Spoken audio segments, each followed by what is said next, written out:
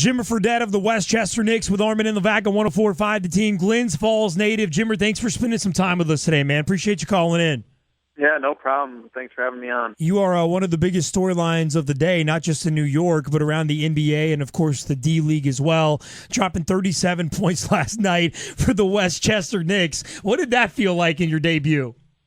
It was awesome. I mean, my family was able to be there to watch, and it's my first time playing, back in New York in a while, and had some close family and friends there, and was able to get on the court and play a lot. Get into a rhythm and be able to feel like I could go out there and just play my game, be aggressive, and help the team as much as I could. So it was a great feeling to be able to go out there and play and be able to get a win. And hopefully there'll be more to come. Jimmer, for a lot of us, we don't get to see the D-League games. What is the competition level like out there for a D-League basketball team? It's definitely very good. I mean, the D-League is a league that it's a developmental league, but there's a lot of NBA guys, former NBA guys that are playing in this league. And for example, last night we had, 3 guys that had been in the NBA for multiple years on the team that we were playing against. And then they had, Ryan Boatwright from UConn, who had won a national championship. And, they have some really solid players, some really good players. So, I mean, it's good competition. Obviously, the NBA is the best league in the world, so you're not going to get that type of competition anywhere else. But it's definitely some really good competition. Jimmer Fredette with Armin and Levac, 104.5 The Team. Jimmer, 37 points last night in your D-League debut. Was this a statement game for you? I wouldn't necessarily say that, but, I just tried to go out there and be myself, be aggressive, and just continue to show that I can play this game. And, I just hopefully can continue to work hard and get better each and every single day. That's what it's all about. Being in the D-League, I'm trying to develop and to get better and to help this team, the Westchester Knicks, further themselves and hopefully further my career. Was any truth to the rumor that you are now going to roll with Floyd Mayweather because he just tells you to shoot all the time? I don't know. It was funny. It was great to have him there. He's good friends with one of the guys that are on our team, Jordan Crawford. So he came to support him, and then while he was there, he remembered me seeing me play in Sacramento. So he said, just keep shooting. He's like, I don't want anybody else to shoot. You just keep shooting it. Yeah, Floyd Mayweather at the game last night. So he was on the first row, and you could just hear him yell and shoot the whole game? Oh, yeah, the whole game he was right there. I mean, it's not too loud in the arena, especially when, there's not much going on. So if he's saying something, you can hear him. You're right next to him. So he just kept telling me to shoot the ball, so I did.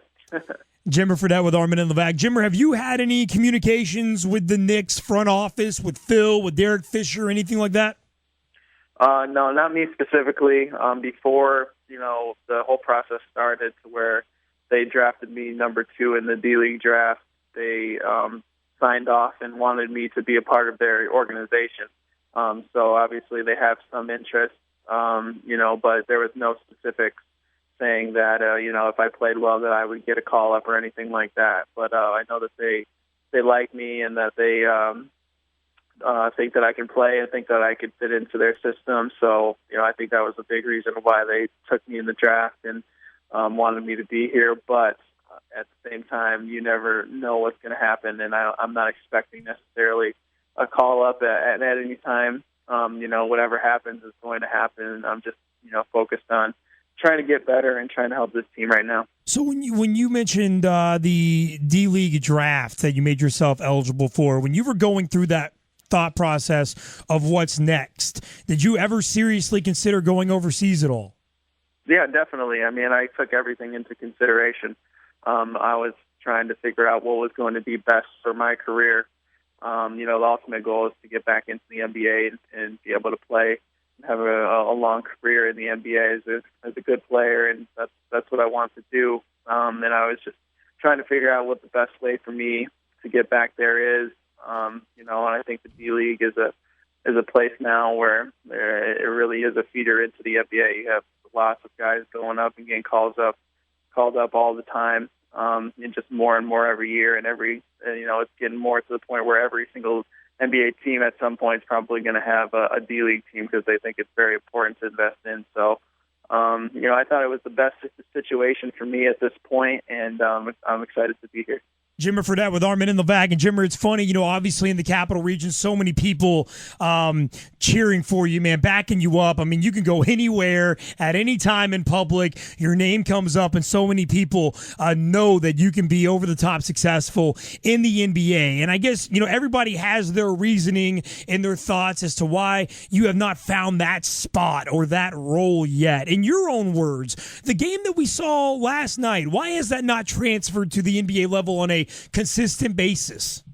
I think the biggest thing for me is to try to find a situation where I can get into the rotation consistently. I think my whole career so far, I've played spotty minutes. I've played some games, and then the next couple of games I won't play, and then I'll play in the next couple of games. So, I haven't been able to find a real rhythm on any team yet where I knew that I was going to play consistent minutes every single night.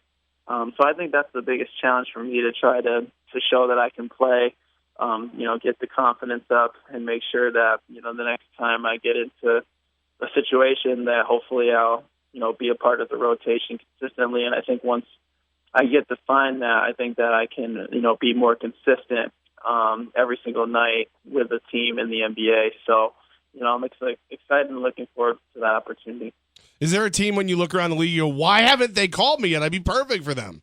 No, not necessarily. I would love to play for any team. It doesn't matter to me. In the NBA, it's such an honor to be able to play in that league, and it's a dream come true to have been able to do it, and hopefully I'll continue to be able to do it for a long time.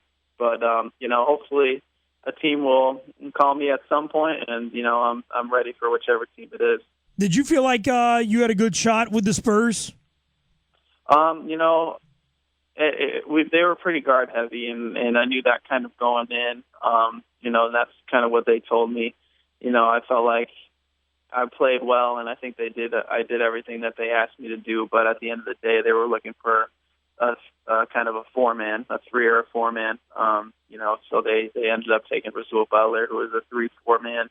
And instead of the other guards that were in camp, and that's kind of what they explained to me. So I don't think it was anything that I did specifically wrong. It's just that they were very guard heavy and needed a different position. So, Jimmer, you had mentioned that the Knicks staff want to see you play in their system.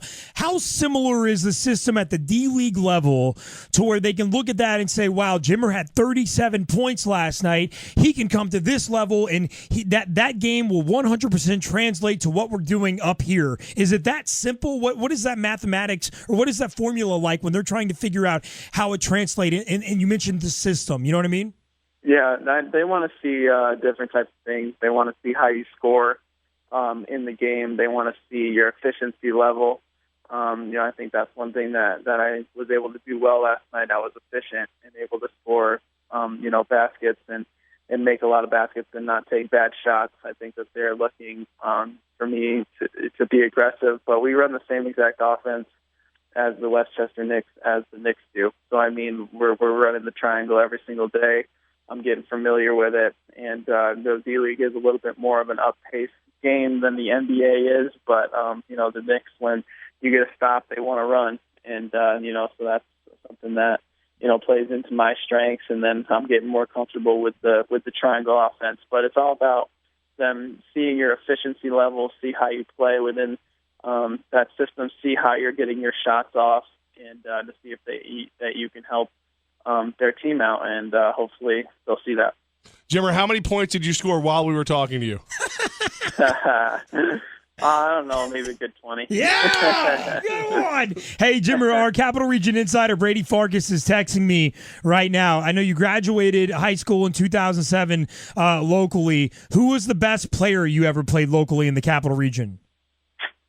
That's a good question. Way to go, Brady. There's a lot of good players in the Capital Region. Taylor Battle was really great from my era, and Mark Lyons, Cheeks was really good. We had a kid at my high school who was good, Mike Van Squike, before I got there. There were a lot of really good players in our area that have gone on to great things in the college level and are still playing in the pros to this day. So, those two definitely come to mind. Jimmer, we are very appreciative of what you do in the community, both in Utah and back here in the Capital Region, in Glens Falls and the surrounding area. The Fredette Family Foundation, man, how is it going and how can we help? Yeah, no, it's been great. I mean, we've had an amazing experience getting this foundation started.